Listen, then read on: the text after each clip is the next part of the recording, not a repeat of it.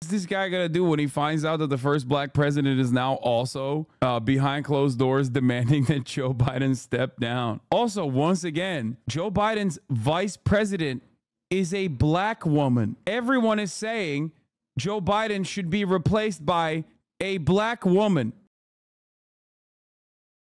Hours away from the main event. Former President Donald Trump accepting the GOP nomination for the third time. Our Jay O'Brien joins me now. We are in the home stretch, Jay. But I do want to start with Democrats, if that's okay, because we've been talking about this Washington Post reporting former President Obama, rather, apparently privately expressing concerns to fellow Democrats about Biden's candidacy.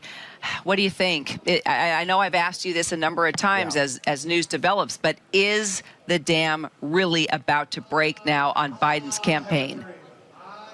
I think that's the interesting question here. So there have been, as we hear a mic check on the stage, by the way, there have been a couple of intervals where we thought. I think most of your positions are dumb, but I don't hate you for it. Doing the fish. Many on the right refuse to even listen to what the other side says. That's the first step, baby. Take the pill. Take the bread pill. Okay? Well, that's how it starts. There are some translated clips of you on Bilibili that doesn't capture your sarcasm, and some people think you're anti-China because of it. I try to cover for you and say, for an American, you're as pro-China as it gets. What do you mean for an American? Internationally, I'm as pro-China as it gets. For a Chinese man, I'm as pro-China as it gets. What are they talking about? Thought maybe the dam had been patched up, and then it had been kind of reopened, reignited. One of them was those comments Nancy Pelosi made on Morning Joe. Remember those, where she kind of left the door open for Biden potentially not running again. And then just yesterday, Adam Schiff comes out, says that he doesn't believe Biden should run again. That also kind of reignites this tension in the party after we had thought maybe Biden had put it to rest a little bit. And now this reporting as it relates to not just former President Obama, who's a huge figure in the Democratic Party, but also we know from our Jonathan Karl's reporting, Chuck Schumer, Hakeem Jeffries, also expressing different variations of concern, if not outright doubt, that Biden could win in November in private conversations with Biden. That is what the Washington Post reports that President Obama has privately expressed to allies as well, that he doesn't believe that Biden has a very open path to victory come November. All of that to say, we've been talking about these frontline Democrats, but also just these rank and file Democrats who I think it's pretty funny that Morning Joe yesterday, as the chatter also pointed out, Morning Joe yesterday was begging Barack Obama to come out and swing for Biden. And then Barack Obama did come out, but the way he swung was not the way that Morning Joe wanted. Okay. Oh God. Do we have the Morning Joe from today? I wonder what they said today, because I love tuning in to see the copium session. Privately believe that Biden can't win in November, who have maybe not publicly expressed it. We got the BET interview as well, but to leave the ticket. With all of these notables in the party, either reportedly or in some cases publicly, coming out and saying Biden should it, it gives air cover for those rank and file Democrats to come out and for the floodgates to open. But even if the floodgates open, A, Biden will be the nominee unless he chooses to step aside, and B, the open question here is how big of an impact do... Wait. Oh, this person blocked me. God damn it. So many liberals block me. So am I being dramatic when I asked if this is the donors' version of storming the Capitol, asking on behalf of 14 million primary voters? Yes! Yes! Yes! And Miranda, I love you. I love you so much. It's just like January 6th. This is akin. This is... Liberals have now compared it to rape, that Joe keeps saying no and says no means no, demanding that our 800-year-old president, who is unimaginably, like historically unpopular in the lead up to an election, is just like rape. And now what's worse? January 6th. In the mind of a liberal, January 6th is worse than 9/11 and therefore worse than rape as well. So now they're comparing it to the worst thing that they could compare it to. January 6th, which is kind of like 9/11, but like maybe 9/11 times 8, I would say. I love this, dude. Oh, fuck. I love it. Yeah, they said it's rape, it's anti-black, and also a fascist coup. Yes! These party notables have on Joe Biden. Remember, when all the speculation first started percolating, we were thinking, what does Nancy Pelosi think? What does Chuck Schumer think? What does Barack Obama think? These huge luminaries in the party, what do they think? And will they be able to move Joe Biden from that position? Now, as this story has progressed, we're not even certain that they are going to have tons of sway when it comes to Joe Biden. Certainly not much more sway than his family would. Yeah, and as we follow... Wait, is Joe Biden black? Yes. Haven't you heard? He's a black woman. I mean, yes. Follow, of course, those developments back to just the theme of what the RNC is talking about today, and that's Make America Great Once Again. This is also Trump's first speech since that attempted assassination attempt over the weekend. What do you think we're going to hear tonight? Well, Trump has said, he's told our Jonathan Carl, again, some John reporting, that he has rewritten the speech, that he is looking to focus on unity. But what kind of unity, we don't know. And that's, frankly, a question that goes out pretty much every day on the floor down there. Everyone down there says they want unity, but when you ask them what do they mean, when they say unity, some people say, well, we mean unity within the Republican Party, bringing those Nikki Haley moderates back into the fold. Some say we want unity across the entire country. We want, you know, reaching out across the aisle. Obviously, the first one is a little bit more common down there on the floor than the second one. But point being is that's a question that Donald Trump has to confront tonight. He has said he wants to talk about unity. What kind of unity is he talking about, Kira? Yeah, good point. We're all going to be trying to read between the lines, aren't we? Jay, thank you. Let's continue the conversation now with our Washington Bureau Chief and Political Director, Rick Klein. Rick, let's start with you and with the Washington Post reporting on former President Obama now and these concerns that he apparently has expressed about Biden's candidacy. Let's take that reporting plus this new poll showing 65% of Democrats now say that President Biden should actually step aside. 65%. How much longer, Rick, do you think he can hold on? This is so the drumbeat is growing, and I just was texting with a source close to the former president who says that his goal, as always, is to doing what's best for Joe Biden and his legacy, almost speaking in the past tense, although not confirming that he has shared the view that Biden should get out. He has not spoken, I'm told, to Biden in several weeks. But there's no doubt about the way that this has flipped just in the last day or two between top elected officials like Chuck Schumer, Hakeem Jeffries, Nancy Pelosi.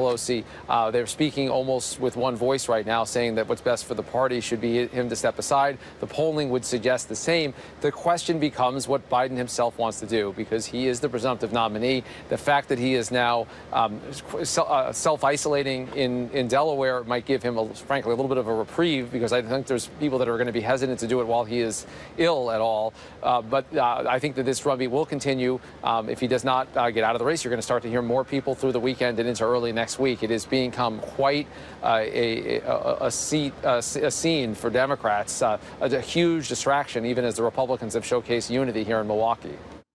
I'm Ed Gordon. Tonight, a bead. All right, before we get to, yes, I'm going to watch Morning Joe. I'm going to watch Morning Joe. I'm going to skip to Morning Joe because we have to see the copium. We have to see the copium. Oh my God. Oh my Lord. I'm so excited about this. Look at this post. They're losing their minds. Oh my God. He wrote so much. Oh my God. Oh my God. I mean, this is like, this deserves like a checkup. This deserves like a wellness check. This should be treated like a manifesto, bro. What the hell? What the hell's going on, man? Yo, libs are not all right. Okay. They are not all right.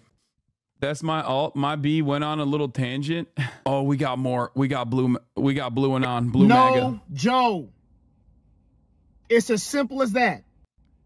We know Joe. Adam Schiff, Nancy Pelosi, and every other Democrat that is continuing this noise, telling him to step aside. Stop. The voters have already said we stand behind him. We voted for. He's so jacked. I trust him. Look at his bicep veins, dude. He is so mad. He's so mad that the damn near entirety of the Democratic Party's base of support is like, hey, Maybe we should replace the guy who is a carcass. This is a conservative op. 34, I'm Kitty 50. Thank you for the 50 big ones, by the way. Blue one on my goat. For him in the primaries, you think all of a sudden we just forgot that he was old then? We know what age he is. But we know him.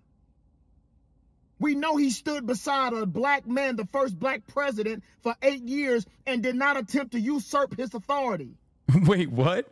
He was supposed to do a coup? Like what? What do you mean? Wow. Dude, white mediocrity in display, okay? God damn, the expectations are so low. Yeah, well, this guy was the VP of a black president, and he didn't the president to become the president himself. Okay, cool. I guess that's good, you know? We know that he elected the first black. What's this guy gonna do when he finds out that the first black president is now also behind closed doors demanding that Joe Biden step down? Also, once again, Joe Biden's vice president is a black woman. Everyone is saying Joe Biden should be replaced by a black woman. Okay? Why is Joe Biden seen as more black than a black woman in this equation? Why does no one acknowledge Kamala Harris? See, what you don't understand is Joe Biden is actually black. Kamala Harris, on the other hand, not black. What the? Because she's a cop? No, dude. What do you mean? Kamala Harris was a cop. Joe Biden was homies with segregationists and wrote one of the most damaging bills, dude. Like, if there's in that equation, if there's a person who's like literally worse than a cop, it's Joe Biden. What the f are you talking about? Female vice president and elected her to be his vice president. Not elected, but nominated her, picked her. You know what I'm trying to say. Then he put the first black woman Supreme Court justice on the high court. Okay, so he recognizes that Kamala Harris is a black woman and is the vice president, but refuses to recognize that people are saying, like, she should be the replacement? We know, Joe. Your super PACs don't speak for us. We vote for you. Yeah, except, once again, polling is done on this quite frequently, and it's not super PACs that are saying Joe Biden should drop out. It's the American population and a very significant majority of Democratic Party voters. He's a Biden or buster. He's even has the Biden aviators. Yeah. And we're telling you, leave him alone. You think we can replace somebody this close to the election? Yes. When all kinds of technicality crap can happen? No, that's not a thing. Joe Biden is not the nominee yet. So, yes, we can replace him. And the technicality crap is just something you made up. Or maybe you read it somewhere on a Twitter thread.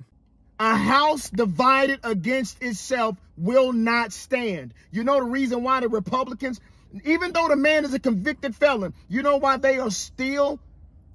Bro's got hella biceps, though, so I think we should listen to him. No, I know. I'm listening. No, I'm listening. I'm sitting my white ass down and I'm listening, okay? I'm listening to those biceps speak, baby. He's like, liberals don't want gun control, okay? I got a right to bear arms myself. Able to function because they are together. They are unified. Bro's only hit bicep day at the gym, by the way. I mean, he's got nice pectorals too, but god damn, his biceps are like high. His biceps are behind a corrupt traitor who stole classified documents and took them to Mar-a-Lago, who put federal judges on the bench. That's the reason why he's able to delay everything. Who put Supreme Court justices on the high court that pretty much said he's immune. Stop with the noise. Now I'm passionate because I care about this thing called democracy, freedom. And I'm an actor, and I've been blessed to work in great films. Last movie was nominated for 3 Academy Awards and a couple Golden Globes. If I don't work again, I'm okay. Wait, what? What is he acted in? Do we know, chat? He acted in his video? If it means standing up for democracy. Now stop it. Damn, he just dropped that. He took the glasses off and said that he was an actor with awards. Oh, this is funny. Fuck you, Adam Schiff. Shh, Adam Schiff is speaking, says Brooklyn Dad Defiant. Now, Brooklyn Dad, defiant against Adam Schiff. He was in 100 Mules. He was one of the people stealing the votes from old people. Dinesh D'Souza's award-winning documentary, 100 Mules.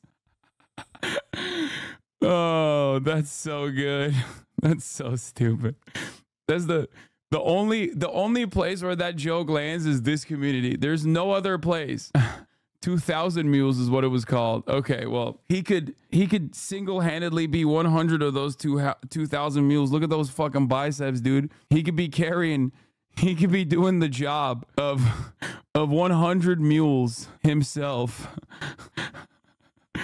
Oh, I love liberal copium. I can't read this. This is too much. So we're gonna get to this man right here, who's probably not having a very good morning. Probably a very bad morning, okay?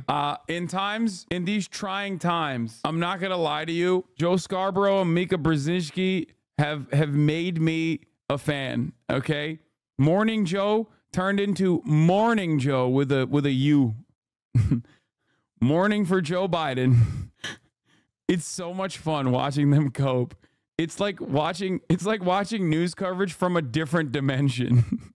Like, virtually every outlet is like ringing the alarms and these guys are on a totally different wavelength because they have one person watching that they care about. The sexual tension between these two is palpable. Oh, you mean the sexual tension between those two and Joe Biden, I think. Sobering message he got yesterday from congressional leaders.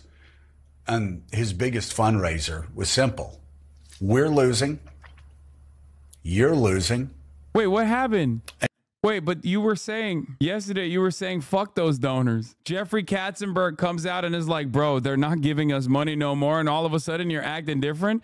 I thought Joe had the will of the people. I thought Joe was representing specifically all the black votes. Okay. Yo, chill. Yo, don't switch up on him now. Don't do it. Yesterday, we were here yesterday when he was saying Obama needs to come out and defend Joe Biden. Where is Obama? Today, Obama came out and was like, at the top of the hour, there's a 3-minute ad break. All right. If you don't like your ad break, you can keep it. You can subscribe for $5, $6 now, or for free with a Switch Prime. You can also get gifted subs for all. Here's the 3-minute ad break now. White Twinkie, thank you for the 5 gifted subs, allowing 5 people to no longer see the ads at the top of the hour. Rooting for you. Thank you for the 5 gifted. Let me be queer. 34 MKD 50. Thank you for the 50 gifted. And Pussy 2 in Rainbow 09. Thank you for the 5 gifted. Obama to the Duluth Dyson. Let me be queer. Absolutely zero people were thinking that I was going to fucking pop off with an Obama voice and turn that into a segue. Anyone that says they saw that coming is just a liar, okay? Neon Majestic, thank you for the 5 gifted. And you're going to run out of money. Because the donors. Was Obama question mark? Yes, it's not that good. Still not as good as generic black guy impressionist Steven Crowder. I know. 34 MKD 50 with another 50 big bones. Have left. So I don't know what those 2 or 3 in his inner circle are going to say to that. But the fact is, they don't know more than Nancy Pelosi. Right. About polling. They don't know more about contributors than Jeffrey Katzenberg, who's dedicated a good chunk of... Oh, now he cares about the donors. Wait, I'm sorry. When did that happen? How'd that happen? I thought he was saying these big donors, these billionaires, like, who gives a fuck what they have to say? All of a sudden, I guess he's a big Quibi fan. He's Mr. Quibi himself. He's like, oh no, not my favorite billionaire mega donor. From the great minds that brought you Quibi, Jeffrey Katzenberg. He has some choice words for Joe Brandon's re-election campaign. You know, the last decade to helping elect Joe Biden. And when you hear from congressional losers, we're losing. Yeah. You're losing. Haters. Yeah. And the donors have all abandoned you. Mm-hmm. It doesn't really matter what people are saying on the inside. Like I said last hour, I believe deeply in President Joe Biden's ability to run this country. Yep. I also trust more than anybody I've ever met in politics, Nancy Pelosi's political acumen. So when she speaks... How are you a professional commentator for years and you say a cumin like it's a spice, dude? That's wild. We know your Polish ass has never tasted cumin, okay? It's just weird, man. It's weird that it's weird that these guys are taking a very different tone today. Than yesterday. Only yesterday I was there watching. I listen, and I think a lot of other people do. Well, Democrats certainly do on the Hill. Let's bring in NBC News and MSNBC political analyst and former U.S. Senator Claire McCaskill. Oh, no. Oh, hell nah. They got Claire on. They got potato face Claire. Oh, Jesus. Oh, Lord. Claire, the biggest fucking... oh, no, not Claire. Bro, why are you continually shitting on Polish people? It's because they don't have access to the internet, so I feel like I can get away with it. Oh, they got Claire in the studio? Oh, Jesus, it's Jover. Claire, who I despise, I absolutely fucking despise, was one of the first people that is normally like center-right in the Democratic Party that came out and straight up was like, after the debate, was like, this sucked. He needs to drop out immediately. Claire, your thoughts this morning as the president works to recover from COVID and the RNC is confidently underway. Yeah, this is a tough time for the Democratic Party for a lot of reasons. But if you look at the narrative of what's happened, I think, and I look at this.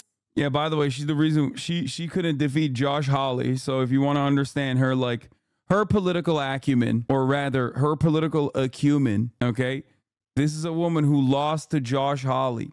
Folks, from a perspective of somebody who might be running for Senate in a tough state, because that's what Chuck Schumer. Oh my God, can we stop dunking on her appearance and focus on her ideas? Make the misogyny stop. She can have bad ideas, but her face is fine. Oh my God. Oh my God. Oh my. This isn't bait. No, this person is like legit. They just like laser in on my commentary anytime I make fun of a woman's looks. Yeah, I'm not gonna stop. I'm gonna be honest. Like I'm gonna shit on her. I'm gonna shit on everything. Okay. Yeah. No, equal opportunity smoke. Schumer is focused on. Hakeem Jeffries. Yeah, McCaskill hardly won the election before that, but Todd Akin had to make those comments about legitimate rape. Yeah, Claire McCaskill is also the Pied Piper strategy, like the first version of that, the first successful version of that, which then Hillary Clinton also applied to Donald Trump and then, you know, famously lost. So maybe you can even say that the Democratic Party learned from her electoral success and then started deploying that everywhere. Is focused on congressional candidates running in swing districts. That's what delivers majorities for the policies that we care about, for the values that we all share. And they watched the debate, realized that the age issue had now become something that was very, very big. And immediately afterwards, those candidates and those elected leaders of our party thought, well, let's give Joe Biden space and grace because, you know, this was a horrible night for him. And everyone felt for him personally about how difficult that night had to have been for him and his family. And the other thing that happened is everyone waited a week to 10 days to poll. I think you can assume that every single battleground state where we have a Senate election waited 7 to 10 days and then went in the field.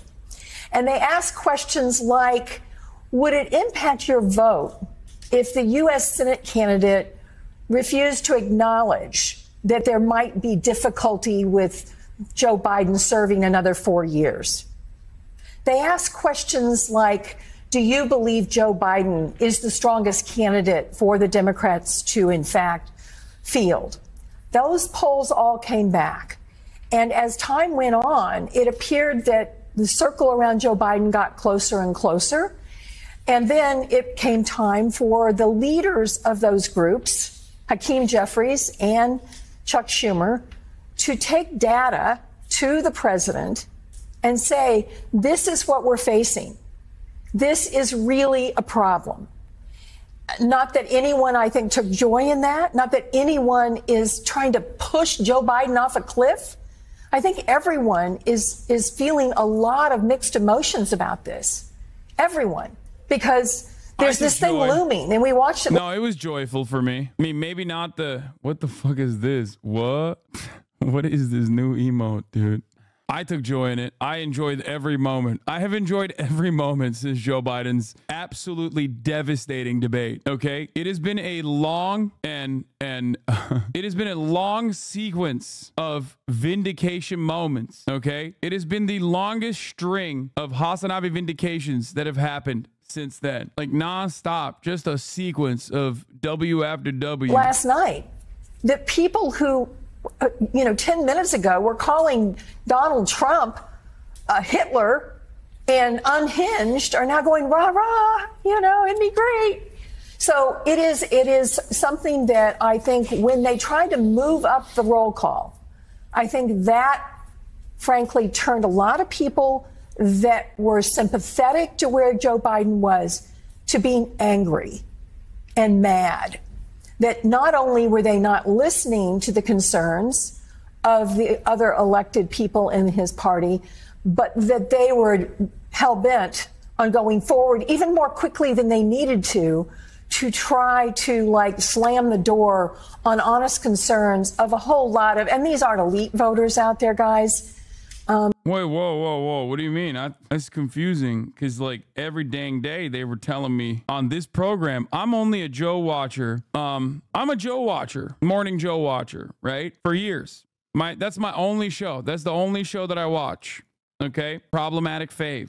And I'm a little confused. I'm a little confused by the sentiment that I'm hearing from this program because it's entirely going against everything that I've heard from Joe this morning. It's just every other morning I've heard the truth from Joe, which is that it's the elites and it's not the voters that are desiring that Joe Brandon step aside and make way. Now I'm hearing the exact opposite. What's going on? I can just tell you from my time over the last week, most people who come up to me that are folks like, my plumber who called me. Yeah. These are people that are really worried about Donald Trump being president. Deeply worried, Mike. But, it did seem like, to Claire's point, that the Biden team had a window here, that after the debate, we'll give you a chance, prove us wrong. Show us that you can still do this. And he's been out there. He's had some good performances. He's had some decent interviews. He got through the press conference just fine. But it almost seemed like the performance ended up not mattering because perception had taken hold, that he no longer could do it. And the data backs that up. The fundraising backs that up. And it seems that these Democrats who really like Joe Biden, who are really deeply grateful to him for his service, who think he's been a very good president, but they no longer think he's a good presidential candidate. And nothing that has happened, despite Biden and his team's best efforts, has changed their mind. Jonathan, age historically has gone undefeated. There's nothing you can do about it. For the record, I do believe the plumber conversation. I do. She's probably had the same plumber for years and years. I 100% believe that old people, her plumber knows that she's on TV and shit. He was calling to hit that. Yeah, exactly. I could totally do that.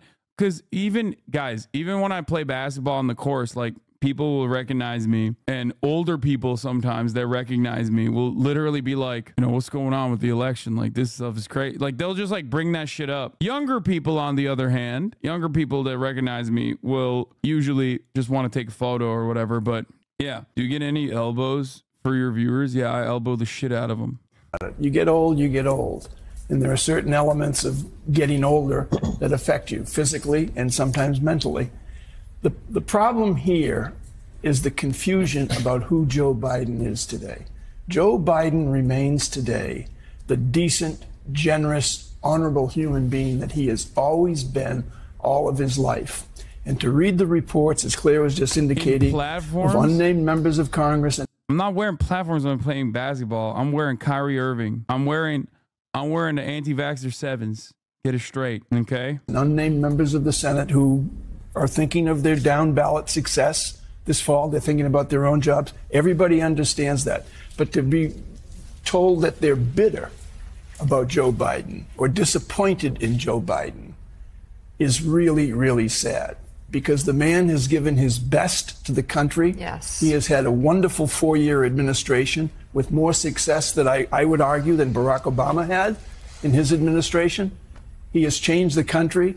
And Joe and Mika. Bro, this is mourning Joe. They are literally mourning. They are mourning Joe Biden's death right now, his political death. That's crazy. The vibes have shifted so dramatically. The vibes have shifted. This is an obituary, dude. They're talking about it like he died already. Like, listen, man, listen. He just got COVID. I know he's like 80 plus, and it's not great for him to get COVID again. But like, he ain't dead yet. I wish they would have done this like 2 weeks ago.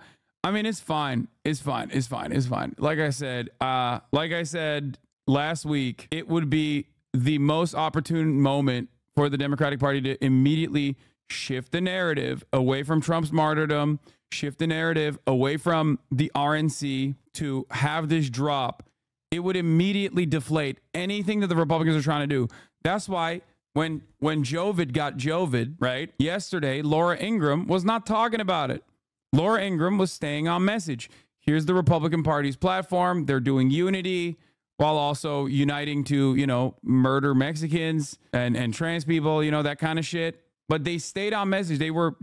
She barely covered Joe Biden getting COVID, even though it was fucking breaking news at the time.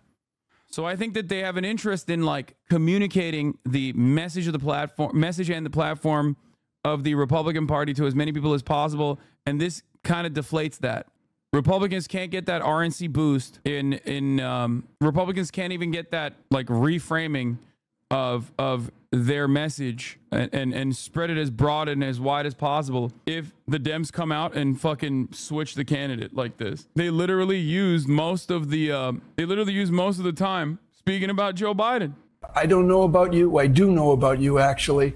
But the sadness of this is personal. For me, and I think for people who know Joe Biden, you don't want to see him pushed out. You don't want to see him hurt or humiliated. You want to see him thrive, to be a success, whether he walks away from the nomination or sticks it out for the nomination. You want to see him succeed. Well, we do. We have known him for a long time. Mika and her family, extraordinarily close to the Bidens, have always felt a connection. The first Brzezinski award named in your father's memory went to Joe Biden for good damn reason. And you are right. Joe Biden did more as far as bipartisan legislation than any president this century. NATO expanded what he's done in Asia to strengthen our position in Asia around China. Also unprecedented. Everybody's been talking about a pivot to Asia for years. Joe Biden finally did it. And these are the things that Donald Trump's talking about taking apart, whether it's NATO, whether it's Taiwan, you can go down the list.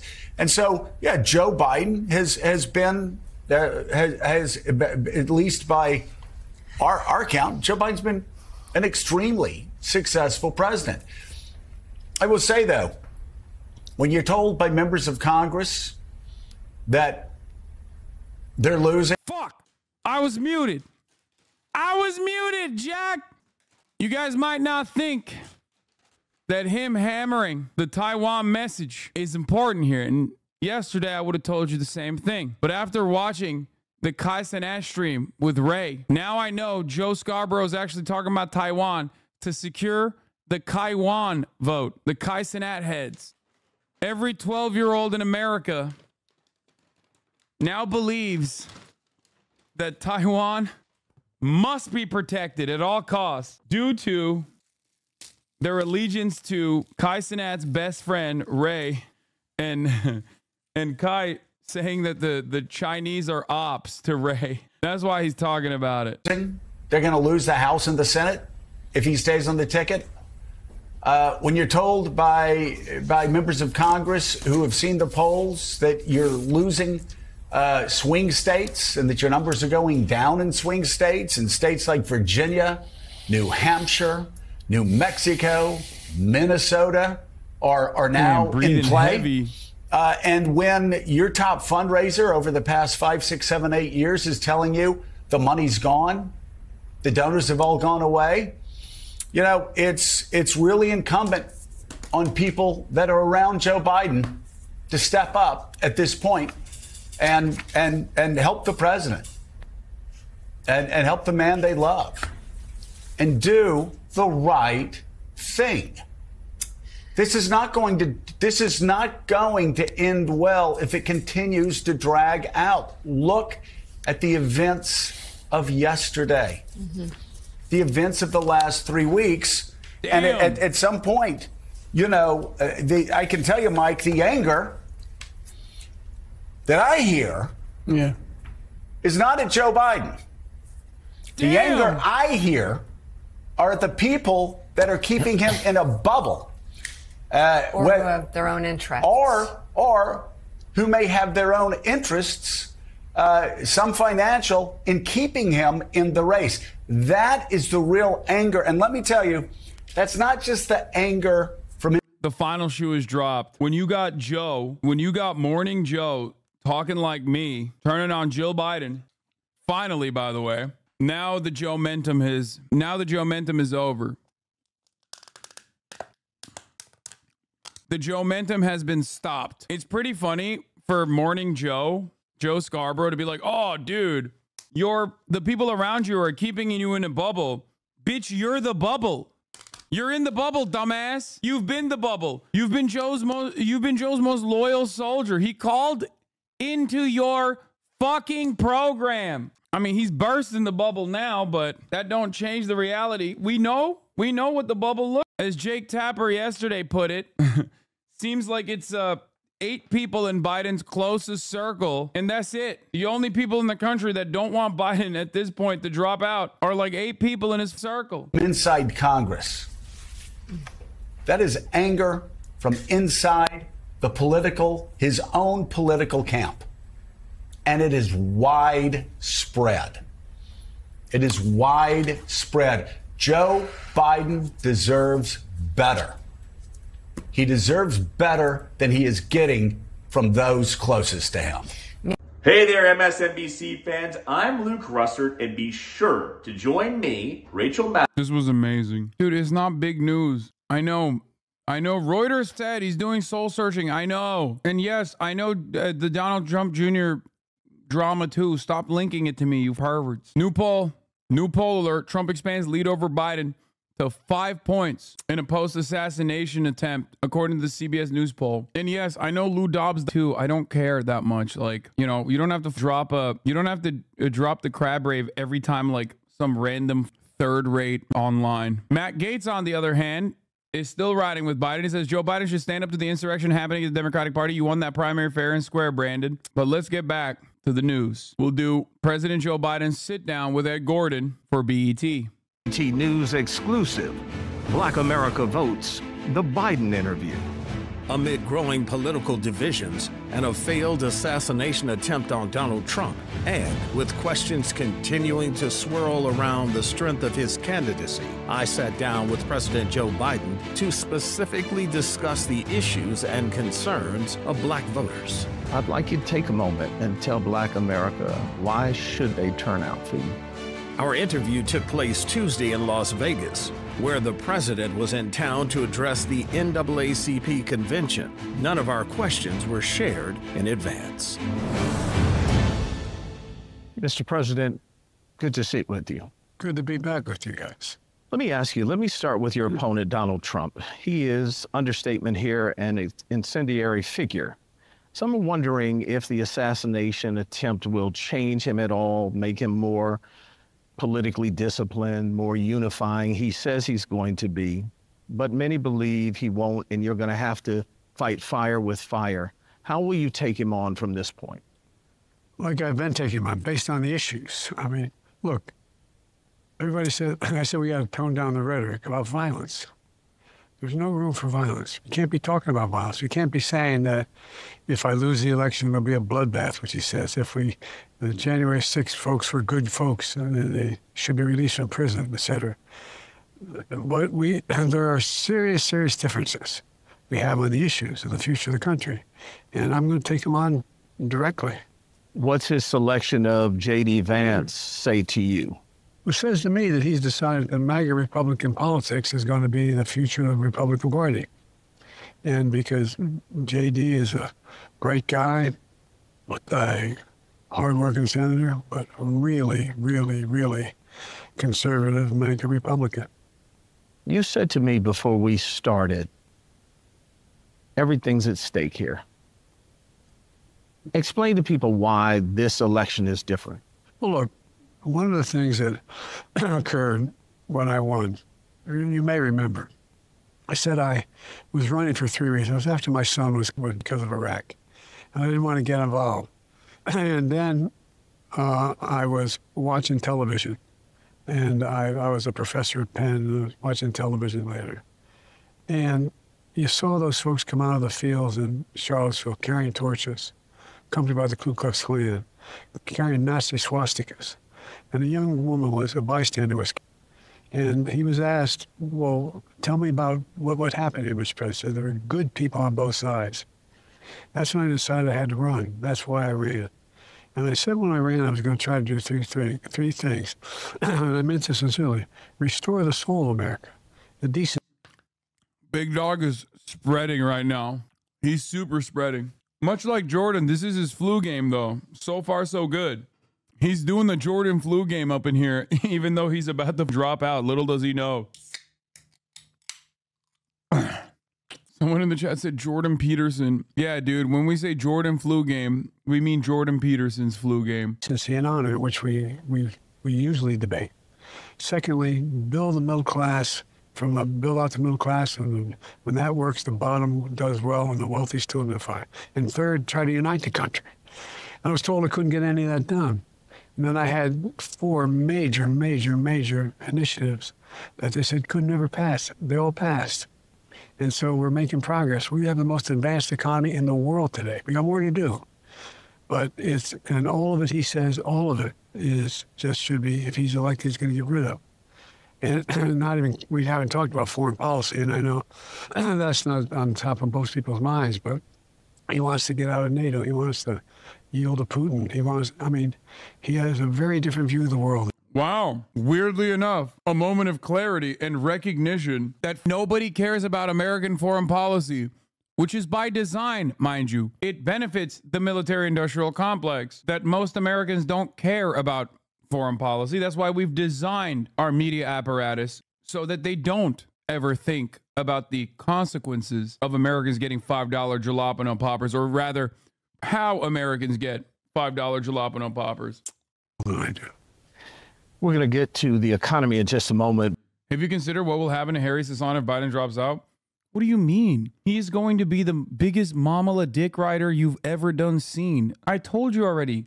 These guys that love Joe Biden are not Biden or busters. They love Joe Biden because they think that's the candidate. They are like, they're NPCs, okay? Harry is smart. Harry's smart. He's not as much as an NPC. He's just, doing what he thinks is what the liberal position is supposed to be at this moment. The moment that Joe Biden drops out and is replaced, he's gonna dick ride whoever that person is. The entire reason why people were already in favor of Joe was because they just did not want Donald Trump to be president. And they thought he was the best guy to do it because that's what the media kept saying. Now that that veil has been lifted, now that he can't be the best guy to replace, or now that he can't be the best guy that will stop Donald Trump, he has to go. Do I think there's a population of Biden loyalists that won't vote if he's forced out? No, absolutely not. I don't think there's one person in this country that is currently dick riding Biden that will go, oh, if it's not Biden, I'm not doing it. But you've made it clear by now, certainly you've been asked 1,000 times, that you have no intention of getting out of this race. No. Yet there are those who are concerned. Not even Jill Biden. Not even Jill Biden, dude. Nope. Still about your age and capability because of your age. Is there anything that you would look to, you personally, not anybody else, not other pundits, not even perhaps family members, that you would look to say, if I see that, I will reevaluate? If I had some medical condition that emerged, if the doctors came to me and said, you got this problem, that problem. But I made a serious mistake in the whole debate. And And look, when I originally ran, you may remember it, I said I was going to be a transitional candidate. And I thought that I'd be able to move from this to pass it on to someone else. But I didn't anticipate things getting so divided. And quite frankly, I think the only thing age brings is a little bit of wisdom. And I think I've demonstrated that I know how to get things done for the country, in spite of the fact that we thought we couldn't get it done. But there's more to do, and I'm reluctant to walk away from that. Would you be willing to be transitional even at this point? Would you be willing to even look at the idea that if you get in, perhaps in a year and a half or two, you would look to your, in your words, very capable vice president to carry it over the finish line? Well, look, only if I was told that there was some medical condition that I had. And that's not the case. Well, womp womp. Little did he know, there was a medical condition rearing its ugly head here every moment that he coughed into his fucking hand. I stand on planned COVID? No, I don't think so. Plandemic. But I understand what people say. Look, I'm only 3 years older than Trump, okay? And I think I'm in a little better physical shape than he is. The point is, though, what are you on about? He'll beat COVID. You're delusional. He's not leaving us all. Wait, for real? There's people who say that? Like, there's people who actually believe that? I mean, I think he will beat COVID, but like, I think he'll beat COVID. I just don't think that he's not going to drop out. I don't think he will drop out genuinely. Wait, really? Guys, I think he's dropping out. I might be wrong, but the pressure has increased quite a bit. I mean, he lost Morning Joe, dude. I think he will as well, but I also think you've built a bubble with the idea of him dropping out. No, for sure. I think I've set my expectations on him dropping out. So I am definitely a little biased on that front, but I'm just looking at the tea leaves here. I'm looking at the reporting here, and literally since he got COVID last night, since he found out that he had COVID last night, a lot of people, like, he had a conversation with Chuck Schumer, who said he reflected the views of his caucus. He had a conversation and told him to drop out. He had a conversation with Hakeem Jeffries, like, so that's the Senate and that's the House. That's it. At that point, both the Senate and the House Democrats have told him, or their rep for the Senate caucus and the House caucus have told him he has to drop out. Nancy Pelosi has obviously been trying to communicate to him that he has to drop out. But beyond that, dude, what the fuck is Mark Halperin, dude? Why are you sending me Mark Halperin? Breaking news. Multiple sources outline the apparent state of play of Biden. Plans to announce withdrawal from nomination as early as this weekend. Sunday, most likely. John Meacham polishing up remarks. Biden will not resign the presidency. Biden will not endorse Harris. Open confession with Harris and about 3 others. Superdelegates will not be allowed to vote on the first ballot. Harris is vetting at least 4 possible running mates, including Andy Beshear and possibly Shapiro. I mean, it could be correct. Not Ben Shapiro, guys. Fucking the governor of Pennsylvania, chat. Mark Halperin suspended for Obama dick comment. He was a top editor for Time and a regular on Morning Joe at the time. I don't know the accuracy of all of these possible statements, okay? Anyway, let's get back to Brandon. That it's not unreasonable for people to say, wait a minute, they're 81 years old. And so I think it's a legitimate thing from the race. And as long as I can demonstrate that it's not affecting my ability to compete, my ability to get things done, my ability to literally lead the world. Mm-hmm. Lead the world. So you are willing from year to year to look at your health, your capabilities, and move from that place? Well, as a practical matter, yes, but there's no reason to believe that's not going to happen. Let's turn to the economy. You've done some very good things. Unemployment rate for Black America, the lowest in history. Black Americans starting small businesses in record numbers. With your administration, you've provided $7.3 billion to HBCUs, capped insulin, as you've told us, for seniors and others. But because of the wealth disparity for African Americans, there's this sense, and being Joe from Scranton, you understand this more than most. Sometimes it's very difficult, even with all of those programs, to make it day to day to day. What do you tell people who are paying $6 for cereal? They can't take their kids to a movie or a ball game, memories that last with you. What do you tell them? Well, I tell them what's happening is inflation is coming down. It is coming down. You have 16 Nobel laureates in economics saying that it's coming down. I think you're going to see. I have not spoken to the Fed. My guess is they're going to reduce rates. What we have to do is deal with the corporate greed. What's happened here is, since the pandemic, corporate profits have doubled. For example, I want to make sure that corporations that own apartment complexes cannot raise rent beyond 5% in any 1 year, period. What? I want to see to it that we're going to build 20 million new homes that are affordable. That's why I'm moving to make sure that we provide first-time home buyers, particularly in African-American communities and minority communities, down payments of $10,000 to get started. That's why I've forgiven student debt for people who have... Loki, again, he's kind of spitting. The problem is he's just not saying it well. I am a supporter of this policy. Wait, what? News with Hans Nichols. Despite the public blowback this week, the DNC is scrambling to finalize and execute a plan to compress its virtual roll call into the first few days of August. Nah, no way. Behind the nasty public debate on whether Biden should be nominated early, there are private conversations on whether there's enough time to do it securely, transparently, and effectively via a virtual process. There have been deep concerns among DNC officials on how they will actually collect the ballots, especially from older delegates, before August 7th, per people familiar with the matter. So I talked about this yesterday. But the DNC, due to Ohio ballot constraints, wanted to do a virtual roll call before the Democratic National Convention. Okay. The Democratic National Convention is happening in mid-August. And the reason why they wanted to do this virtual roll call and officially make Biden the nominees, because Ohio was like, oh, we're just not going to put you on the ballot if you nominate your candidate at the convention, because we just have like this artificial deadline. And at the time, I told you guys that's ridiculous. Like, that's not a thing. That is not a thing that can happen. And of course, lo and behold, the Ohio state did actually concede that would have been ridiculous and said, yes, they will have whoever is the Democratic. Like, they pushed back the deadline to be on the Ohio ballot. Doesn't matter Ohio's red. What are you talking about? It doesn't matter if Ohio is red. Out of the two major parties,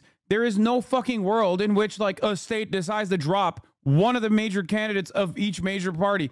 I said this during the fucking Donald Trump conversation that was happening. If you recall, during the conversation about Donald Trump, I said the exact same thing, where people were like trying to make an argument as to why it's totally permissible to not have Donald Trump on the ballot. I was like, that's ridiculous. That's not going to happen. And of course, the Supreme Court said the exact same thing. There's no world in which like one state, without any sort of serious, severe repercussions, without any sort of like chaos that they launch, is able to states' rights their way into removing one of the two major candidates off the fucking ballot. It's just not happening. A state being red or blue doesn't change that dynamic at all. It just won't happen.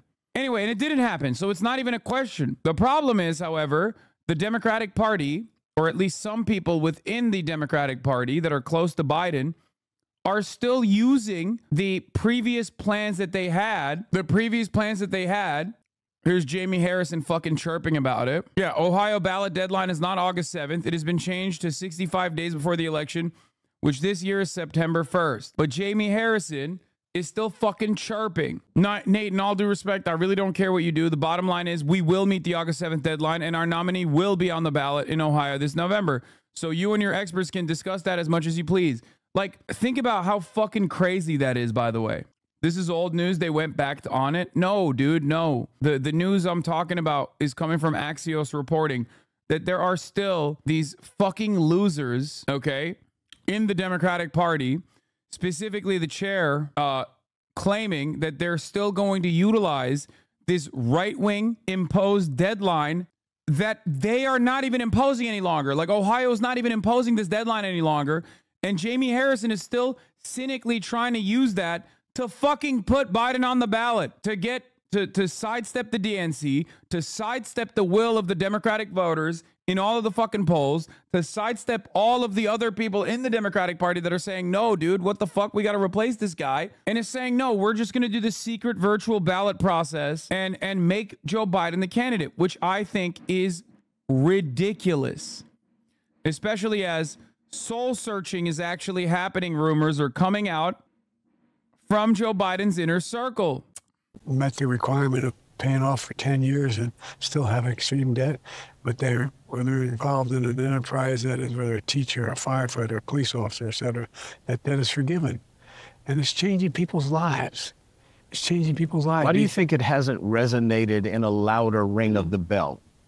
Well, I think it's resonated for those who have been affected. There's about 4 million people so far. And because the Republican Party and the MAGA Republicans have been opposed to it, and they've been beaten up on it. I think that there's a lot of what we've done, Ed. For example, the infrastructure bill, fancy word for making sure we have better roads, highways, bridges, take all the lead pipes out of our homes, make sure there's access to affordable internet, just like in Roosevelt's time, back in earlier than that, making sure there were. I mean, I'm not kidding. No, dude, he's doing, everybody calm down. He's not wrong to say infrastructure is a fancy word for building better roads. That's not bad politics. You guys are so fucking geared towards hating on him, which is fine. I hate him, but you're getting lost in the sauce. What he's saying there is actually great at communicating. What he's doing there is actually pretty fucking solid. He's just stumbling and bumbling around a little bit, but I would say this performance is better than most of his other fucking interviews regardless. It's ironic that it's his, like I said, flu game. I don't know, it seems patronizing. No, it's fine. You are supposed to be the greater communicator of your own message. And I think that personally, talking about infrastructure is one thing, but explaining what infrastructure is good. It's another thing. It's actually solid. There's electricity and agriculture in the rural areas.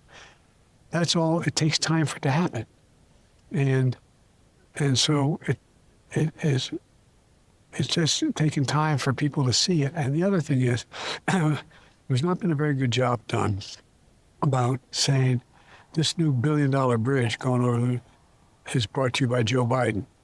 This $1 billion tunnel that's going to increase and reduce blah, blah, blah. So we're working on that, and I think it's just time.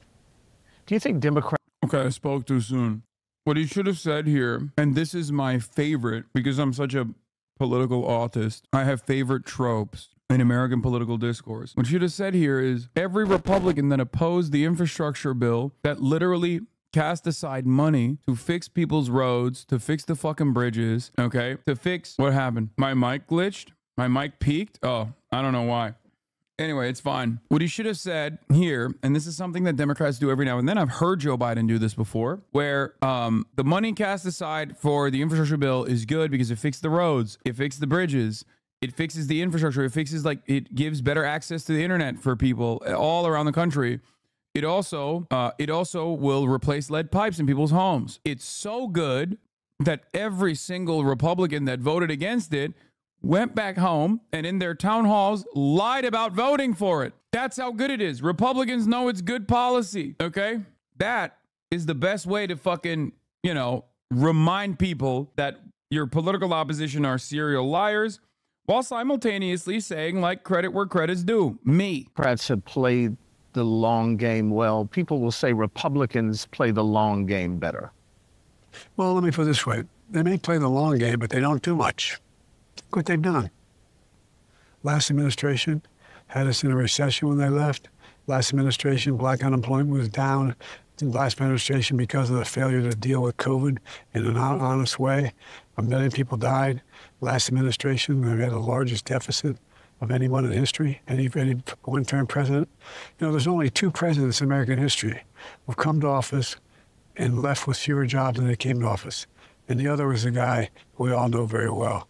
I call, anyway, Trump is one of them. When we come back, Republicans in the Supreme Court, as you know, trying to ban affirmative action, the teaching of Black history, dismantling of the... Oh, I hate spoilers. Out front on that, talking about the long game, people will say... Like when anime does that shit before the commercial break, I'm like, come on, dude. That there's an example of Democrats not playing the long game well, that conservatives have been saying they're going to get rid of this for years now, and they got it. You've said that you will restore it.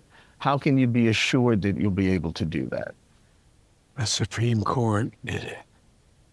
Trump appointed the Supreme Court for the express purpose of doing it. So that's the way it They're works. still going to have the majority, no matter if you win or lose. Well, there's going to probably be 2 more appointments. to the court. There's probably 2 people going to retire. Just imagine if he has 2 more appointments on that, what that means forever. Now look, one of the things that's happening is in the majority of the states, even conservative states, where it's been left to the public to determine whether or not they want to have no exceptions, they want to have a... Patriots are in control, folks. You heard it. We all did. We all heard it when he said two of them are going to resign. Watch this space. The Supreme Court just gave him the power to do so. Senator Chris Coons, Biden campaign co-chair, refuses to deny that the president is considering dropping out. Wait, what? Bro, why are they writing it like this? I hate this dude. The fucking double negative. Hard call like Mance wants on no abortion under circumstances. That you have states saying, no, that's not what we want to do. We want exceptions.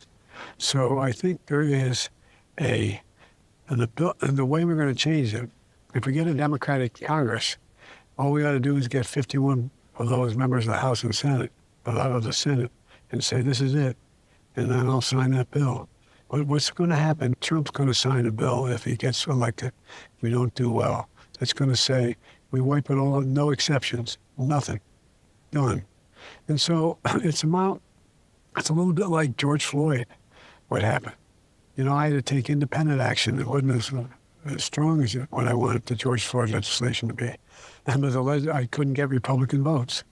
So we got to point out what's at stake and what the MAGA Republicans are trying to do. So let's move into the next question, and that is post-George Floyd, African Americans were really hopeful in terms of progress with police reform, racial injustice, equality. There was a hope for government sanctions, reparations, and now Republicans in the Supreme Court, as you note, have... Wouldn't be caught saying this shit on CNN? Oh, dude, yeah. On CNN, he's like, yeah, when you find a black, shoot him in the leg. Don't shoot him in the head. That's what I say to the cops. By the way, that's literally a quote, not the black part, but he has said that before about police brutality. I've funded the police. Defund the police. I've funded the police. Also has said that. But of course, when he's on BET, he's hitting a very different line. He's like, yeah, that's right. The Congress didn't go hard enough. That's why I went hard. Went harder than ever before. I said, it's not allowed to shoot blacks in the leg. I said, don't do that. Fake news, people are saying I said that, but I decided, no, don't do that. Anyway. Banned or trying to ban affirmative action, the teaching of Black history, dismantling of DE&I projects, and they're promising to roll back even more with something you and I talked about before we started here, and that's Project 2025. How do you stand in the breach? I stand in the breach by making it clear we're not going to let that happen. For example, if you look at what happened with George Floyd, we didn't get the legislation, so I took executive action, made sure these guys got to wear cameras, and everybody has a copy, everything's on. It's changed. It's changed the way things have, not what we should have, as far as it should change, but it's changed things. We're also in a situation where, if you take a look at what we've done in terms of the number of police officers. Like, what does he think is happening when he's asked a direct question and he just like fails to answer it? Does he think people will just like forget? He literally didn't answer the question. He just did not answer it at all. He's like, the body cameras, top of the hour ad break. At top of the hour, there's 3-minute ad break. Anyway, like that's crazy, man. You no longer want to see those ads. I've made it $6 to avoid those ads. My opponent would have made it $5, but I did inflation. You also can subscribe for free with Twitch Prime. Maybe some of you are broke. You don't have $5. You don't have $6. We beat Medicare. Then you use Twitch Prime. Twitch Prime is free. So's getting gifted a sub, but if you're not lucky enough to get gifted a sub, then good luck on your senior year. Streaming an ad break now. I am Kodak. Thank you for the 5 gifted subs. Thank you, thank you, thank you. There's 4. You know, most cops are killed once responding in domestic violence of that. So we don't need more cops. What we need is more social workers. We need more people who are in communities building coalitions. That's growing across the country. That's growing in neighborhoods. Bro, this is like dramatically, I would say this is the diametrical opposite of like what he has advocated for the first 4 years, okay? That's crazy. Bro switched up on BET like like black people have no access to other forms of the media. Like, oh yeah, no, people will hear him and go, yeah, no, he's saying all the right things here. I just didn't personally see all the other stuff that he did and said. Yeah, this is code switching. He's code switching policy.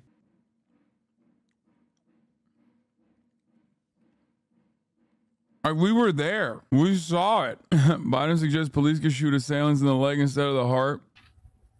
But I hope to be very serious national speeches about where I think we have to go, what we have to do. And I know I'm going to make mistakes. But an old Talmudic expression, what comes from the heart goes straight to the heart. It's going to come from the heart, but I need help. I don't mean help to elect me. I'm not asking for, that's not what I need help and advice as we go along as to what I should think I should and shouldn't be doing. And by the way, when I made the decision, Jill and I made the decision that it was important that there be a woman vice president. And by the way, I promise you, there are multiple African American candidates being considered, as well as Latino, as well as white, Caucasian. But one of the things that I realized is that if you take a look at my campaign looks like the country. It's represented by leading African American. Cedric is my national co-chair. It's kind of crazy that he seems so much better in comparison here. And like, he still was bad. This was 4 years ago, Chad. This was him 4 fucking years ago at a black church. You know, anyway, it's represented by African American leadership. Anyway. Men and women. And an awful lot of young folks. Anyway, let's keep going. That's growing. And we have to keep doing it. We need another 100,000 community police officers working with communities and bringing people in who are social workers, people who know how to put neighbors together. Or we're doing things like what we're changing in the environmental stuff. So many black neighborhoods are ripped apart by I-90, by interstate highways running through the middle of their community, splitting them up. Well, we're providing the money to be able to pave over that now. Not pave over it, but build turn into tunnels to bring the neighbors together again. But the other thing oh my God, he's trying so hard. The only way you understand what he's trying to say here is if you just straight up know how like highways have contributed to redlining. Like, this is the first time I'm hearing him bring this up, by the way. I'm a Biden head. You know this. I've been following him for quite some time. I've never heard him talk about highways cutting through black communities. And he's trying to do this in the fourth quarter analysis. He's trying to do this in the fourth quarter, okay, when he's down. And it's wild. It's wild. He's right. What he's trying to say is right, but absolutely zero Americans will be able to grasp what the fuck he's trying to say because he is so bad at saying it. He's trying to say that the highway systems were specifically designed to separate black neighborhoods from white ones. He's talking about white flight.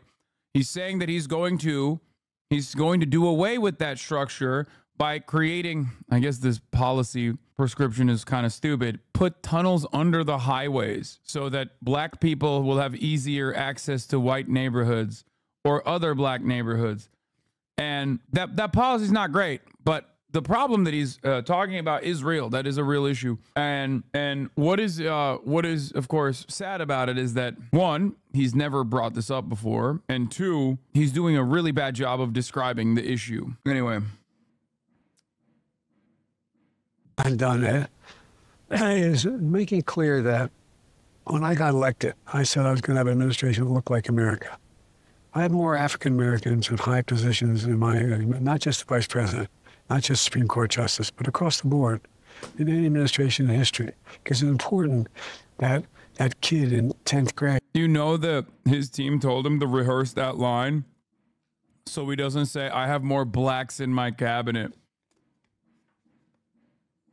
like he did in a prior interview. That's why he said African Americans. He literally said African Americans specifically because, wait, oh no. Isn't this an interview where he did say that? No. He said, I got more blacks. No, he said, I got more blacks in my cabinet than anybody else. All of the other presidents combined in a prior radio interview. They cut it out. Oh my God. Did he say it again? He looks up and says, I can do that. I can do that. It's important that people know that they're respected, know that they're taken care of, know that they're engaged. That's why I appointed Ketanji Brown Jackson. She's, by the way, the brightest in the court, I think. I mean, in terms of pure gray matter. But so we're going to change this, but it's going to take time. We got to stay at it. What do you tell an African American who says, I hear that, but I've heard it for too long. It's going to take time. We've been waiting and waiting and waiting. Look, take a look at what your bottom line is in your economy now. Take a look how the unemployment's the lowest it's been there. Take a look at how many the new jobs are created. Take a look at how many people have been able to get to college education and get the debt wiped out. Take a look at what's actually happening on the ground. Take a look at the fight that's going on. I mean, for example, I got a lot of heat because you have our friends in the Republican Party trying to erase Black history. Well, guess what? I've set up a new Juneteenth, a new federal holiday. They can't erase it anymore. I don't know. Like, I'm white. I don't know. Maybe the young black chatters in this community can explain that, like, maybe they got some aunties that fucking this would appeal to, but it doesn't feel like it at all. Like, this is the type of shit that the gas station employee says to me before saying the N-word. Yeah, it's just like, it feels kind of hollow and racist to be like, yeah, I made Juneteenth. What do the blacks want now? Gave them another day off. Like, it feels crazy that he's just like, you had a whole month. I gave you an extra day. Everybody now knows what happened then. But they're trying to erase it in the schools. So they are. And that's why we got to make sure that he doesn't get elected. Trump's probably says, do it at the Department of Education. Let it up to local schools. What's he talking about? What's he talking about? He's talking about trying to erase it. Not just affirmative action, but all efforts to right the ships for people. Give people a chance. Look, my dad used to say that a job's about a lot more than your paycheck. It's about your dignity. It's about your integrity. It's about being able to look your kid in the eye and say, honey, everything's going to be okay, and mean there's a shot of it. We're moving there. And by the way, the way you get equity, you build equity by home ownership. That's how all middle-class white guys did. That's how my dad was able to do it. You buy a home, you build an equity in the home, you're able to move from there. That's happening. That's happening. But we're going to focus on housing. Significantly focus on affordable housing. But you do appreciate that the standard for your dad and for any white man in this country is vastly different than any African American. No, I do. But what you appreciate, my dad was a working class guy. We lived in a 3-bedroom home with 4 kids, and grandpa lived with us. We weren't poor, but there wasn't any money left at the end of the day. And so it's all about treating people with dignity. And it's about making sure that, look, I mean, for example, look at the heat I'm getting because I named the Secretary of Defense, a black man. I named Ketanji Brown. I mean, because of the people I've named. It's about making it clear that... Bro, the one thing he's making clear is that it is for this specific talking point that he has put black people into positions of power. Like... Dude, you can't talk about it like it's Pokemon, dude. It's crazy. He's just like, look at my blacks. Look at them. Look, I did that. Like, there's like this air of like DEI, but on the woke side when you do that. Okay. And it stems from the same place of otherizing black people. When you're just basically being like, when called in the question, like, what have you done for black people? He's like, oh, I got people. I got black people everywhere. Scare me sometimes. So it's actually like a trap in general. It's a trap in general. Like when chatters tell me like, Hasan, why don't you have any black guests on? Or Hasan, why don't you have any black women guests on or whatever, right? Like it's a trap. You can't answer that question in all you can't answer that question by responding with all the black people that you've had on.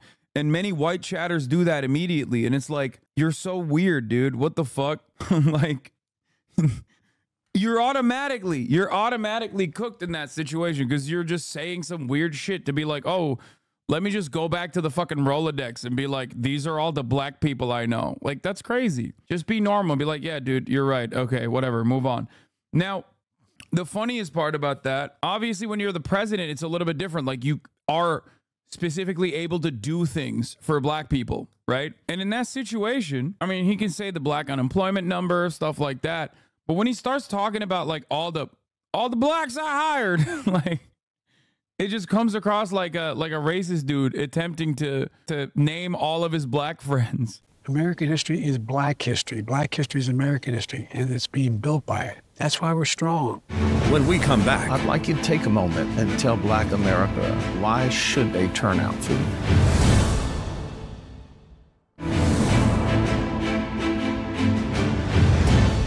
I want to ask you about your relationship with the black voter. I think it's fair to say, in order for you to go over the top in November, you are going to have a large black voter turnout to put you over the line to victory.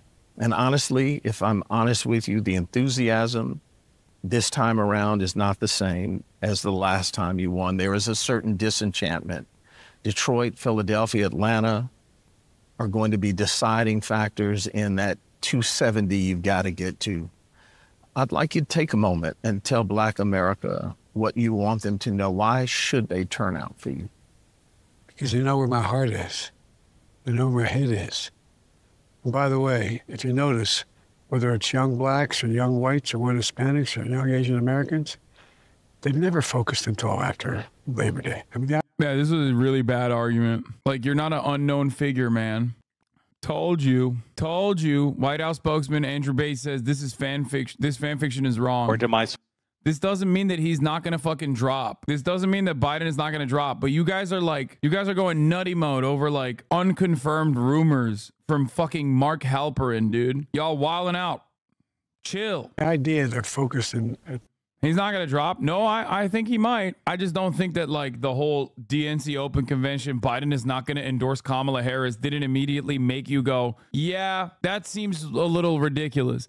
If Biden steps aside, he absolutely will endorse Kamala Harris. Are you fucking out of your mind? Unless there is like something else going on that we're not aware of, he would absolutely endorse Kamala Harris. He already has endorsed Kamala Harris. It's called making her his vice president.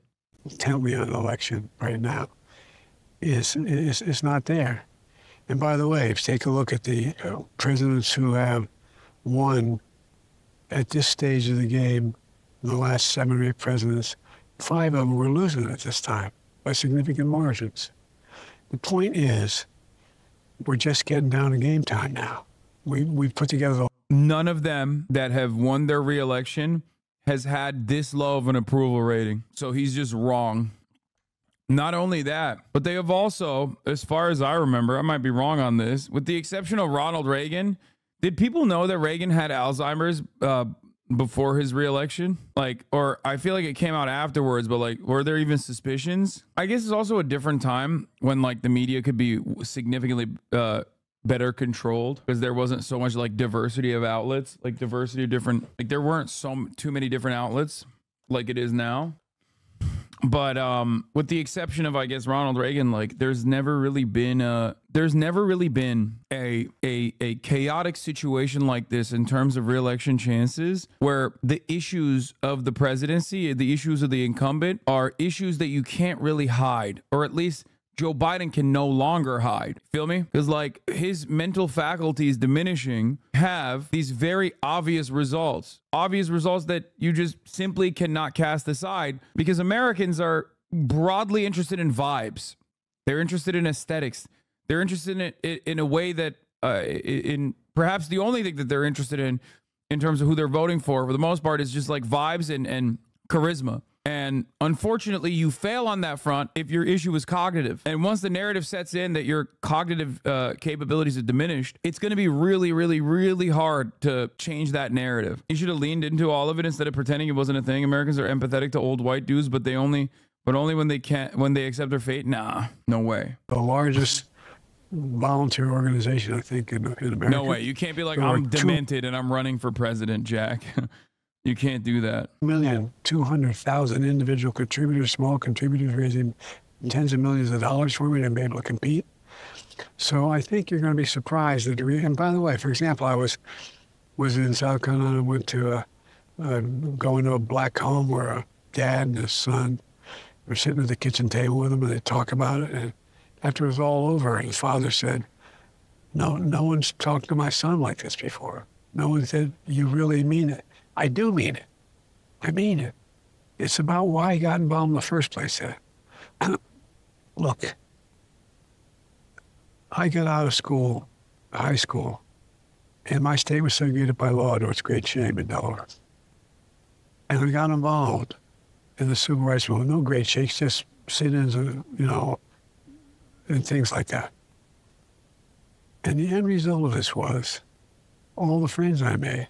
For example, one of the guys who my mom talks about when Barack called me and saying he wanted to do a background check on me because he wanted to think of me as vice president. I said, I don't want to be vice president.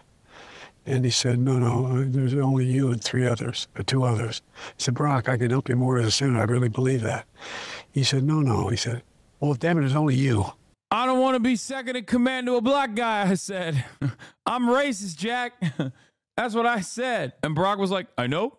That's why I want you. That's why I must have you. Because the American people need to know that despite the fact that I'm black, I still got a racist as my second in command. And I said, Barack, I don't want to be vice president. And he said, well, go home and talk about it. He knows my mom, my dad's dead.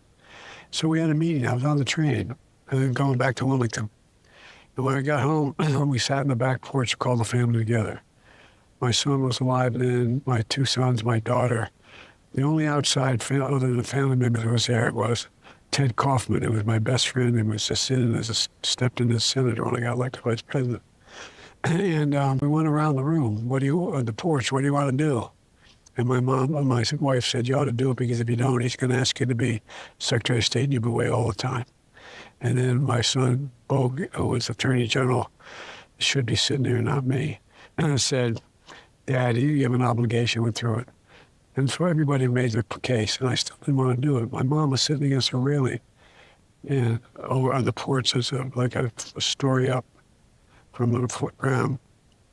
And I said, honey, you haven't said anything. She said, Joey. She said, remember when you were a kid? Remember when I called you when you got out of the race with Barack, and you asked about him? He said, he's really bright. He's an honorable man. He'll make a good president. And I said, yeah, Mom, I remember that. I said, remember when you were a kid and they were desegregating Mayfield, the neighborhood we live, the neighboring neighborhood called Linfield? You were 14 or 15 years old. I told you not to go down there because there were people protesting, but you went down and you got arrested for being on the porch with a black family, and they brought you back home. I said, yeah, I remember that, Mom. She said, remember you had that job as a lifeguard in a country club setting? Bullshit. You wanted to be the only white guy to work in the East Side in the projects as a lifeguard? I said, yeah, Mom. So let me get this straight, honey. The first black man in history has a chance to be president. You told him no. That's how it's always been with me in the black community. It's the same community. By the way, one of the guys that when I was a lifeguard back then is, and I helped represent as a young public defender, is out here now. He's a major labor leader. They're my friends. They're still my friends. And they're still the ones that encourage me to move. So I think that, and one thing does change. It's not an excuse, an explanation. I would ordinarily be going through black neighborhoods on the foot. Dude, that burping. That tangent was insane. This is a good example of an anti-racist white man, something for you to aspire towards. You got that right. I'll never be like that because I am a racist. I'm an anti-white racist, but a racist nonetheless. I will never fight for white rights. By the way, his civil rights activities, he's literally lied about almost all of it, okay? I think with the exception of the lifeguard story where he like beat the shit out of like a black dude in a pool, or Corn Pop who like tried to kill him with a knife with a switchblade. I think that story is real, but he never got arrested in the civil rights protests or anything like that. In 1987, he said, when I marched in the civil rights movement, I did not march with a 12-point program. I marched with tens of thousands of others to change attitudes, and we changed attitudes. He also said in 1987, when I was 17 years old, I participated in a sit-in to desegregate restaurants and movie houses in Wilmington, Delaware. But ultimately, it appears 3 events can be more or less confirmed. He walked out of a restaurant as a high school student because a black football player would not be served. Over the summer while in college, he became the only white lifeguard. That part is real. The lifeguard story is the Corn Pop story. That one is real. In 62 and 63, he participated in pickets of the last segregated movie theater in Wilmington. In 2019, he vouched that Biden was there. We know Joe was the ally who was there besides us the protest of the Rialto Theater's discriminatory policy. The incident of the charcoal pit restaurants, the closest thing to desegregating restaurants. Biden at times has suggested he organized the walkout. But initially, the black student involved, Frank Hutchins, in 1987, told the Philadelphia Inquirer that Biden and the other white students did not realize he was not served. They weren't aware of what happened. I was only 16 then. It was my problem, my battle for me to work out. They were oblivious to it until later. Now, how old is this guy? He's old, man. He's old. He literally lied about meeting Mandela in prison. Yeah, that was really funny. But ultimately, what matters more in terms of his policies is when he was a staunch opponent of desegregation in the form of busing. Which he literally said, but then a few days later, Hutchins told a reporter from the Wilmington News Journal that his memory had been refreshed and Biden might have witnessed another racial incident. There were a number of these kinds of incidents, so it was clear to me Senator Biden could be referring to anyone and be perfectly accurate, he said. Except, let me finish, Biden was a staunch opponent in the Democratic Party at a time when the Democratic Party was not, with obvious exceptions, like the Dixiecrats, the remainder of the Dixiecrats, a staunch opponent of desegregation in terms of busing, okay? He called it a racial jungle. Yeah, Joe Biden didn't just compromise with segregationists. He fought for their cause in schools, okay? He called busing forced busing. In 1975 Senate hearing, the legendary civil rights lawyer Jack Greenberg has something to say to freshman Senator Joe Biden.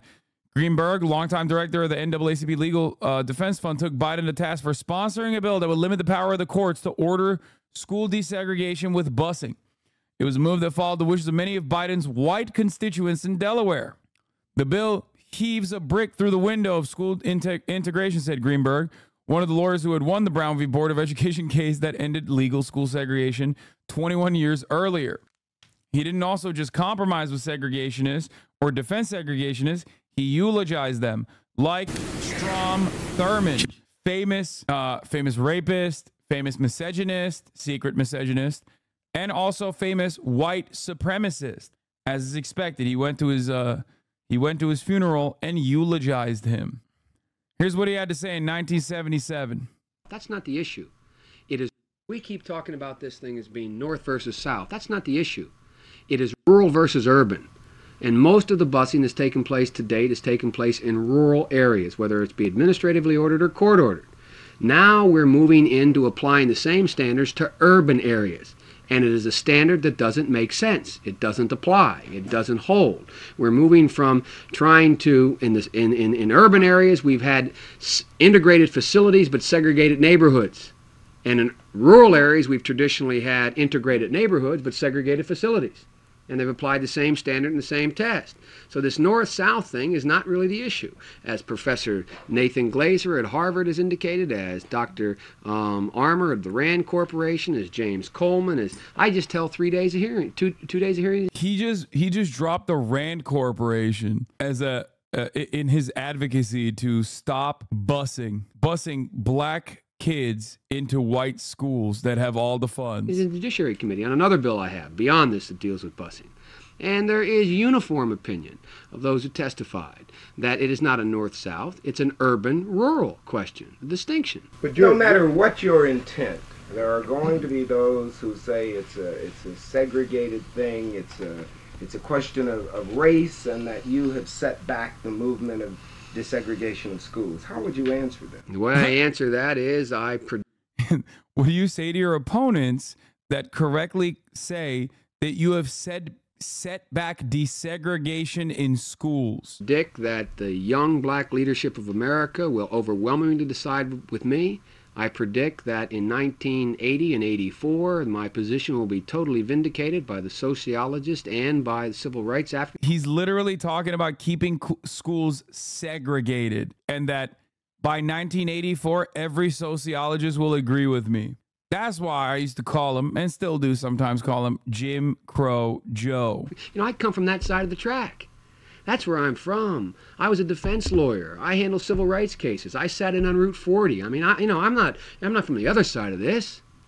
And I happen to think that the one way to ensure that you set the civil rights movement in America further back is to continue to push busing, because it's a bankrupt policy. And that's why. What? Is that really fair, though? Don't you think he's changed since then? Dude, he never atoned for his, like, unimaginable cruelty in the form of his legislative agenda and his contributions to American policy for, like, the first 30 years of his career. And I will say this, as a matter of fact, I will say this, those policies are the reason why, and his track record is the reason why Barack Obama chose him as a perfect counter to his blackness, to soothe the fears that white supremacist races had. To be like, see, I have like a guy who is, you know, he's a gaffe machine. He's had like a track record that is a track record that is definitely not great in terms of like the black community. Like, I'm sure he's not as racist as he was back then, right? But like, what actually changed the analysis, what actually changed the equation in terms of the American population's reception to Joe Biden is literally that he was Barack Obama's VP. That's it. And that's the same equation for a lot of black people that voted for him. That's the same equation for a lot of, you know, anti-racist voters that voted for him.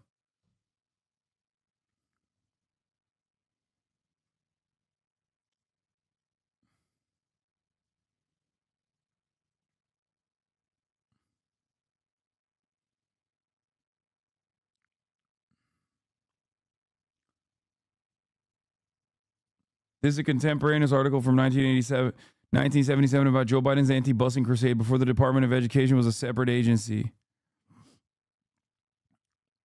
Yeah. The Eagleton-Biden amendment closed the 2-year-old loophole and strips HEW of the Department of Health, Education, and Welfare, which was not a separate department. Department of Education, Department of Health, like these were separated later, but this is before, where that's how old Biden is.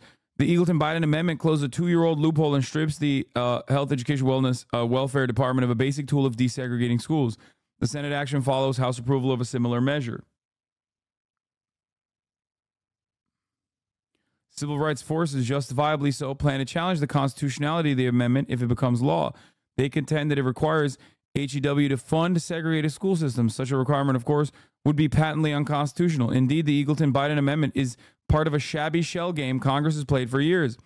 Voting for measures like this may help a legislator preen his anti-busing image, but it contributes nothing to resolving the vexing question of how to achieve school desegregation with minimal controversy and inconvenience.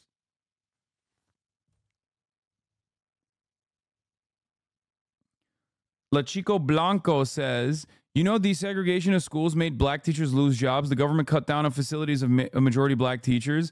I like that the inherently white supremacist government doing, you know, ostensibly white supremacist shit is somehow Biden actually was secretly trying to stop that from happening. That's the reason why he was anti-busing, even though right here in his own words, he's saying desegregating schools like this is going to be a horrible decision.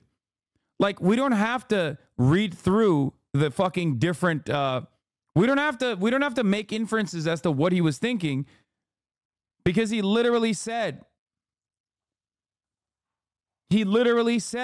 why he wanted to be against desegregation. I don't know why you're trying to run cover for him now, you know, 50 years later. It's very odd.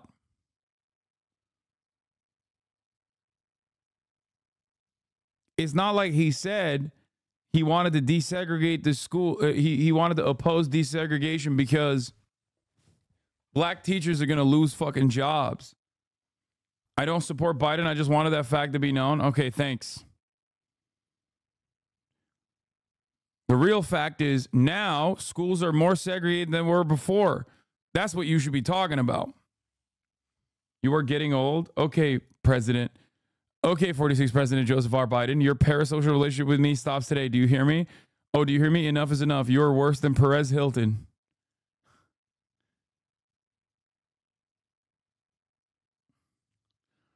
HasanAbi, are you trying to make Biden lose?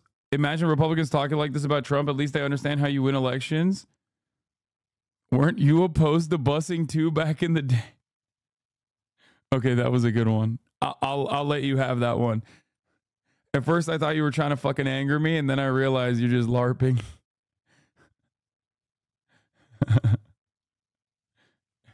I'm not that old. Yeah, when I was minus 30 years old, I hated the concept of desegregation. I think I'll be vindicated. I don't include myself with pro or anti-busing forces. I think the only group that can determine whether or not a constitutional violation exists is the federal courts of the United States of America. No one else has that right. Secondly, a federal court of the United States of America determining a violation of the Constitution with regard to school desegregation cases must find that there is a specific intent to segregate before they can order busing. Dude, that's so funny.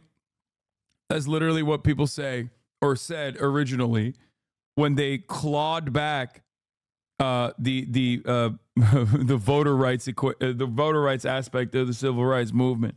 They literally did that, and they said that. It was like, oh, wait, hold on. I mean, do we even need this any longer? Turns out we did. That I abide by. By the way, Biden is so old that he's still older than me in this clip, but only by like 3 years. Legislate by, that I hold by. And they're the standards we should repair to. It's difficult to establish intent, but it's clearly possible. Factually, it can be established. The Supreme Court 8-0 ruled yesterday that they must find that. And you very well know, as covering this area as long as you have, that there are legal standards by which you bring in burdens of proof to establish whether. Chat's so fucking unique, man. Chat's so fucking intelligent. Oh, he's 53. There's some people who say his actual age, and then there's so many. He looks 40. There's people. No way he looks 40 plus. That's a rough 46. Wait, he's only 40 here? What the fuck? Yeah, you're right, guys. I'm 57 years old. And Biden is actually 60 here. You got it. Or not, there was a specific intent. And a court can find that.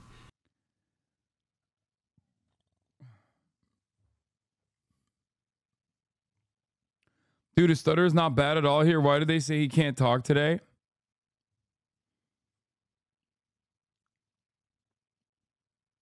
Here's Nancy Pelosi. Pelosi has told House Democrats that Biden may soon be pressured to exit race.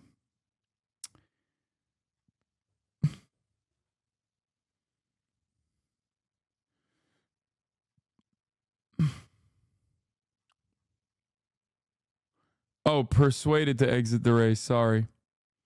Any moment now. Any moment now. Any moment now.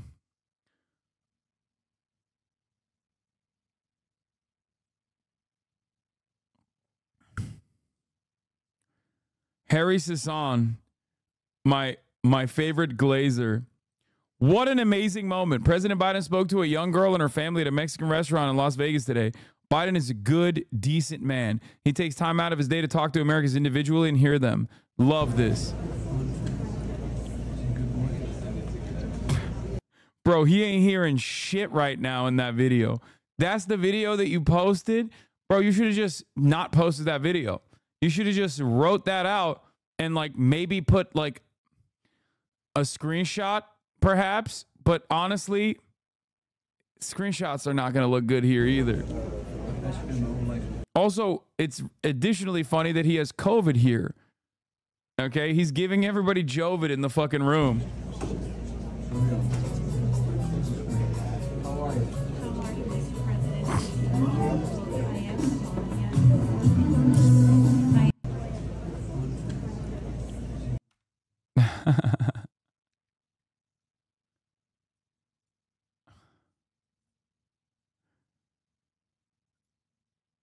Yeah, anyway, the Mark Halperin shit is like is ridiculous, okay? And I don't know why Edinger Mentum posted the Mark Halperin shit. No. I like, come on, dude. Biden is going to drop out by Sunday. Possibly true, but he's not going to fucking endorse Kamala Harris? That sounds insane.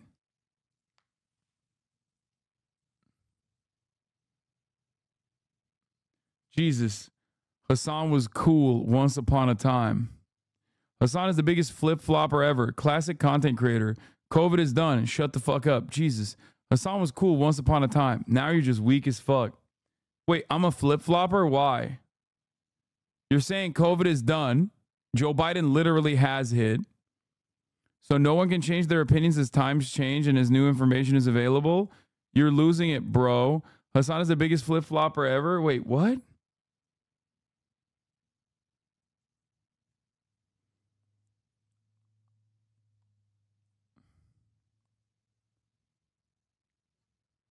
Are you okay?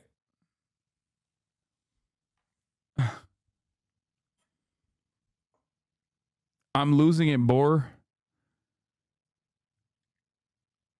What is the... I need to understand where he's coming from. Like, what am I flip-flopping on?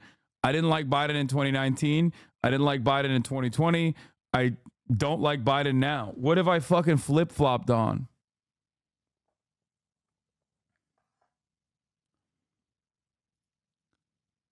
I notoriously do not flip-flop. I notoriously maybe am stubborn to a fault at times. So I don't know what the fuck we're talking about. There are aspects of Joe Biden's record that I have defended. Okay. His tenure, his 4 years in the White House that I have defended.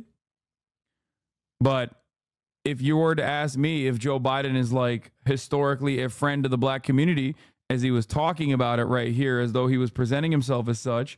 No, of course fucking not. No, he was not.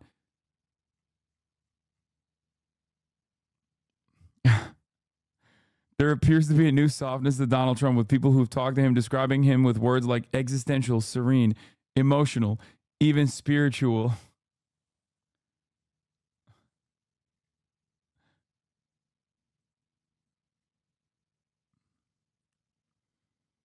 This is the cutest he's ever appeared, honestly.